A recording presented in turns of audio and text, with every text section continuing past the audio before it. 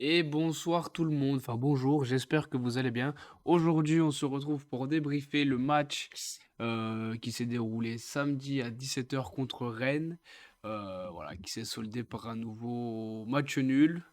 Donc voilà, le débat le thème de ce stream, ce sera est-ce qu'il faut voir le verre vide, à moitié vide ou le verre à moitié plein? C'est ce qu'on va voir ensemble. Donc on va commencer par le résumé avec la compo d'équipe. Donc Ablin qui n'était pas dans le groupe parce que voilà, on le sait qu'il y avait une clause avec Rennes, vu qu'il est prêté par Rennes, voilà, il pouvait pas jouer ce match-là. Et d'ailleurs, il nous a énormément, enfin, énormément, il nous a manqué sur ce match, hein. Du coup, Nyang l'a remplacé numériquement, voilà ce qu'on pouvait s'attendre. Après, bon, bah, la défense à 5 c'est pareil. Sur les ailes, j'avais une petite incertitude. Est-ce que Dembélé allait remplacer soit Perrin, soit Hein? Finalement, il était sur le banc. C'est vrai que sa précédente rentrée n'était pas ouf. Celle-là non plus. Enfin, bref. Du coup, le résumé de ce match, eh ben, on a plutôt bien commencé. On les a pressés haut, on les a bien gênés. On a eu quelques occasions, notamment la barre de Heinz sur un super centre de Perrin. Et au passage, c'est la huitième fois qu'on touche les poteaux en 2023. C'est le plus haut total avec le PSG. Et je crois même qu'on est dans le top 5 des championnats européens. Je crois qu'on est l'équipe qui touche le plus les montants en 2023. Donc voilà, ça prouve notre manque de réussite. Après, sur un corner, on a Massengo qui trouve Djoubal d'une belle talonnade, mais Djoubal il se retourne pas assez vite et bute sur un défenseur rennais. Puis en seconde mi-temps, Dacosta fraîchement entré, parfaitement trouvé par Hein. Il fait le crochet bien comme il faut, il se met dans une situation idéale et malheureusement, bah, il cadre pas. Donc voilà. Après, c'est vrai qu'on a quand même pas mal subi, surtout en deuxième mi-temps. Rennes a pas mal eu le ballon, nous a pas mal poussé, surtout en fin de match. Même si c'est vrai qu'en fin de première mi-temps, c'est nous qui étions acculés vers le but rennais. Bon, malheureusement, on n'a pas su trouver la faille. Et en partie, peut-être parce qu'on a fait 12 tirs et qu'on en a cadré zéro. Voilà, ça c'est l'enseignement du match, c'est qu'on n'a pas cadré un tir. Donc c'est compliqué de gagner un match en ne cadrant qu'un tir, même si dedans il y a le poteau de Hein, enfin la barre, mais ça compte pas comme un tir cadré. Alors autant défensivement, on a corrigé nos grosses lacunes, même si ce goal average il est encore pourri et on le verra que ça a des incidences au classement. En revanche, en attaque, on attend toujours la recette qui va nous faire. Il manque toujours ce petit truc qui va faire que nos attaquants serrois soient plus efficaces devant. Voilà. Euh, Là, c'est vrai qu'il nous manquait Ablin qui avait sorti un gros match face à Nice. Euh, Nyang n'a pas fait un super match. Alors après, on reviendra après sur les cas individuels dans les notes. Après, voilà, on a bien réussi à gêner les Rennais. On a eu des gros temps forts, pardon, mais sans concrétiser. Et puis voilà, après, ce qu'il faut quand même souligner, c'est qu'on fait un clean sheet contre le cinquième de Ligue 1. Donc ça, c'est plutôt une vraie performance parce que devant, tu as des joueurs comme Kalimundo, Guiri, tu as des joueurs très techniques au milieu de terrain comme Majer, Santa Maria, Bourigeaud qui sont capables de donner des très très bons ballons. Et malgré ça, bon, on a réussi à les tenir en échec. Et voilà, donc c'est plutôt pas mal, même si, voilà. D'un côté, avant le match, je signais tout de suite pour un nul, c'est évident. Mais quand on voit le contenu, bah, il y a de quoi avoir des regrets parce qu'on avait clairement les occasions.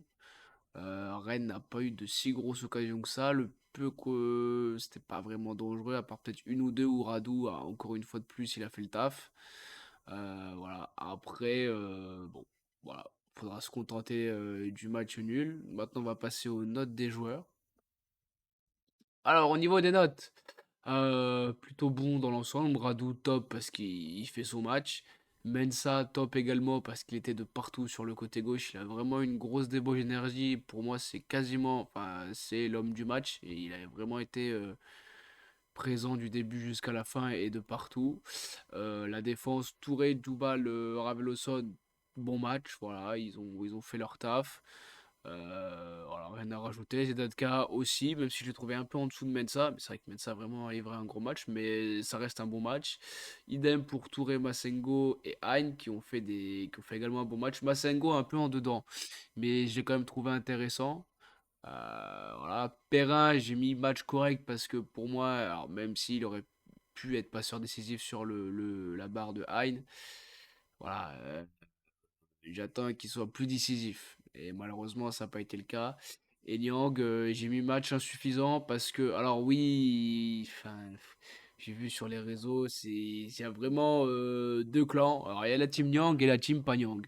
Euh, Moi, sur ce match-là, vu du stade, je l'ai pas trouvé bon. Alors oui, il était seul devant, il n'était pas vraiment aidé. Et, est-ce que ça a empêché Ablin d'être décisif contre Nice? Pas forcément. Après, voilà, on sait que Nyang, c'est pas le même profil, il a pas la même vitesse. Mais pour parler vraiment de Nyang à part, on parle d'un mec qui sort d'une saison catastrophique à Bordeaux, qui fait une saison euh, très difficile actuellement. Et là, par un concours de circonstances, tu te retrouves à être amené titulaire. Donc la moindre des choses, c'est que bah voilà, tu vas aller prouver au coach que tu as la niaque, que tu en veux, tu vas le couteau entre les dents.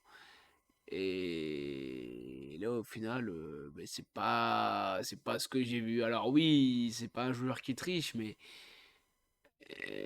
bon, Mbanyang, on l'a recruté parce que voilà, il a quand même un nom, un CV. Bon, on a vu que ça suffit pas, jurisprudence hostile.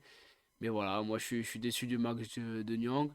D'Acosta, j'ai mis insuffisant parce que voilà, il rentre en tant qu'attaquant. Parce que c'est son rôle d'ailleurs. Mais il a une occasion et il a mis à côté. C'est même pas cadré. Voilà, ça lui vraiment. Après, en soi, enfin, voilà, son entrée est pas vilaine, même s'il a été un peu discret. Et idem pour Dembélé. Après, pour les sauver, je trouve que Pulisic fait ses changements beaucoup trop tard. Je pense que tu les fais rentrer à l'heure de jeu un quart d'heure avant. Mais je pense qu'ils auraient pu apporter plus, et ils auraient eu plus de temps, surtout pour s'illustrer. Même si Dacosta, sur sa première frappe, ça aurait pu faire mouche, malheureusement, ça n'a pas été le cas. Et sinon, du coup, je ne l'ai pas noté parce qu'il ouais, il est rentré pour les 5 dernières minutes, donc c'est compliqué de juger un joueur sur 5 minutes, même Dacosta et Dembélé. Dire sur bon, allez, dire un gros quart d'heure, c'est compliqué de les noter sur un match comme ça. Donc voilà pour les notes, on va passer au classement et aux résultats de ce week-end. Donc malheureusement, ben, on retrouve la zone rouge, hein, notamment dû au match incroyable qui a eu lieu, enfin incroyable, ça dépend pour qui, ce Marseille-Strasbourg un peu fou, match un peu lunaire d'ailleurs. Voilà, Marseille qui a été très vite réduit à 10. Bon, bref, voilà. Et qui menait 2-0 jusqu'à la 87e. Et en 2 minutes, ils sont prêts à un doublé de Jean-Eudaoulou. Improbable. Alors, le premier but, est très bizarre. La trajectoire est très bizarre. Et le deuxième but, il claque un but de l'espace. Euh, c'est vraiment pas de chance pour nous parce que Marseille tenait bien son match. Voilà, Tudor a fait des changements à la 82e qui ont été catastrophiques. Il a fait des changements caca culotte, comme dirait Furlan. Et ben voilà, après ça s'est ressenti sur l'équipe, elle a été acculée. Puis Strasbourg a poussé, Strasbourg avait les crocs, alors que Marseille était quand même une fois de plus, joué une fois de plus à domicile à guichet fermé. Mais Marseille à domicile, ces derniers temps et même ces dernières saisons, c'est très compliqué. Donc bon, voilà, c'est regrettable pour nous. Après, je n'ai vu sur Twitter ça insurgeait un peu du match de Marseille. Mais les gars, moi, ça me fait penser à pareil, ceux qui gueulaient au scandale. Après, si je dis pas de conneries, c'est Toulouse-Ajaccio. Parce que soi-disant, Ajaccio avait pas joué le jeu. Mais les gars, si on veut se maintenir, il faudra compter que sur nous. Faudra pas se compter sur des résultats de pim pam poum ou des contre. Non, si on veut se maintenir, on le doit qu'à nous-mêmes et on doit aller le chercher nous-mêmes. Après, oui, si nos concurrents, il y a des résultats défavorables, euh, voilà ce qui a été le cas avec Ajaccio qui a été battu par Montpellier, 3 qui a été battu par Lorient. Voilà, après la suite du calendrier pour nous, c'est Strasbourg, 3, Ajaccio, Nantes. Alors Nantes, ça devrait être, qui a arraché le nul à Nice dans les dernières minutes et Brest aussi qui perd contre Paris, Paris qui une fois de plus s'en sort très, très bien à la dernière minute ou dans les derniers instants, et Reims qui crée la surprise, de battre Monaco. Ça ne nous concerne pas, mais voilà, c'est vrai que c'est quand même un bien joué de la part des Rémois. Donc voilà, là on va avoir les fameux matchs à 6 points, hein, Strasbourg, 3 Ajaccio, voire Nantes en fonction de ce qu'ils font les prochaines journées. Mais autant il faut pas y aller confiant parce que ok t'as tapé Lyon, tu accroches Rennes, tu accroches Lorient, tu accroches Nice. Mais il faut pas se dire ça y est, on a accroché des manants. Il faut rester comme on est, attaquer le match avec le couteau entre les dents, voir des guerriers sur le terrain, une équipe solidaire. euh, et si on garde ce niveau-là, et qu'on règle la mire devant, ça devrait le faire. Après, voilà, Strasbourg, je l'ai vu hier, ils avaient sacrément la dalle, parce que là, ils sont en mission, pardon, maintien eux aussi, et comme nous d'ailleurs. Donc là, ça va être une lutte de tous les instants. Après, on a le même nombre de points que Strasbourg et Brest, mais ce qui nous la met dedans, c'est le goal average. Voilà. -26, tandis que Strasbourg, c'est -14, et Brest, c'est -16. Vous vous rendez compte le nombre d'écarts qu'il y a en termes de goal average? C'est affligeant. On est là, attendez, on est une des pires défenses de Ligue 2. Alors 3 c'est pas mal aussi, hein, même si 3 ils marquent plus de buts que nous. On doit être la troisième, si je dis pas de conneries, ouais, ça, on est la troisième pire défense et on est la troisième pire attaque. Donc voilà, après défensivement, là on va beaucoup mieux hein, depuis que Yonou Tradou et qu'on a changé de système, qu'on a basculé dans une défense à trois centraux, ça va quand même beaucoup mieux, c'est évident. Mais devant, il nous manque un tueur. Alors même Ablin, que j'aime bien, hein, mais il n'a pas non plus ce côté tueur, ce côté finisseur. J'espère qu'il le prouvera sur les 3 prochains matchs. Et en parlant de Strasbourg, on va étudier. Alors ça, c'est la compo qui a eu lieu hier. Voilà, donc Delaine et Dagba en piston, Gilbert Dukuniamsi en centrale. Milieu de terrain plutôt intéressant, notamment Sanson qui a un temps été annoncé chez nous et il a fait un très très beau match hier. Ah, on sentait que ça lui tenait à cœur de faire un gros match au Vélodrome. Et puis Diallo et Gamero, c'est pas mal. Diallo, il faudra se méfier parce qu'il est très malin. Hein, le rouge sur Balerdi, bon, Diallo l'a joué intelligemment.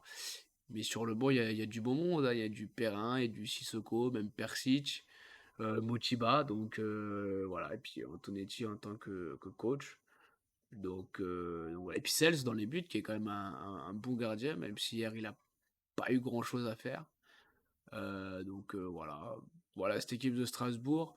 Dagba hier a fait un bon match, mais c'est parce que Tavares était catastrophique. Euh, je pense que Mensa, s'il continue, s'il garde le niveau qu'il a, je pense qu'il aura pas de mal à le contrer. Après, voilà, on va à Strasbourg, donc ça va être un déplacement, voilà, c'est ça va être compliqué, mais c'est pas impossible. Du coup, on va passer à l'avant-match, à ma compo que je mettrai en place sur ce match. Bon, ben, pas de surprise, hein, l'équipe type, avec Ablin évidemment de retour titulaire. Les 5 de derrière, ça bouge pas. Voilà, on laisse, je pense qu'il faut laisser Perrin et Hein sur les ailes pour voilà, garder au moins des automatismes parce que voilà, c'est important qu'en attaque. On travaille les automatismes, qu'ils aient l'habitude de jouer ensemble, même s'ils jouent ensemble la saison dernière mais voilà, qui trouvent leur automatisme avec Ablin. Et puis voilà, hein, après, c'est vrai que sur le banc, parce que honnêtement, Nyang, il est en fin de contrat dans 6 mois, même pas. Je me dis pourquoi on tente pas Ousmane Camara? Dire on n'a rien à perdre, Camara, il fera pas pire que Nyang, hein, ça va être très compliqué. Autant tenter Camara, voilà, qui je pense pour moi apporterait beaucoup plus. Enfin, du moins, il ferait pas tâche, voilà. Après, et j'espère que Pélissier, voilà, si ça c'est un peu le même scénario que contre Rennes, Si à l'heure de jeu, si on voit que nos ailiers, comme Perrin et Rein commencent un petit peu à lever le pied ou même Ablin, et bah, tu fais rentrer du Dembélé, du Dacosta, du Camara à l'heure de jeu. Pourquoi pas un Autrette pour apporter, sa touche technique? Parce que Sinayoko, ouais, ses entrées sont tellement compliquées, je pense qu'Autrette pourrait apporter, dans un autre registre, mais pourrait apporter, beaucoup mieux. Voilà, c'est la compo que je mettrai en place et je pense c'est ce que Pélissier va mettre en place. Voilà, ce sera, voilà, on sait, c'est notre équipe type. Donc voilà, je pense avoir fait le tour. Du coup, je vais vous laisser. Euh, il y aura peut-être, je vais peut-être streamer FIFA cette semaine, je sais pas encore. Et voilà, donc je vous laisse mes réseaux affichés. Vous pouvez me suivre sur Twitter, Facebook, YouTube et sur ma chaîne Twitch. N'hésitez pas à vous abonner, activer la cloche pour rien louper les notifications. Et puis bah liker, partager si ça vous plaît. Et ce sera mis sur YouTube voilà, dans la foulée. Donc voilà, je vous souhaite à tous une très bonne fin d'après-midi et à bientôt. Et évidemment, allez la GIA. Allez, ciao.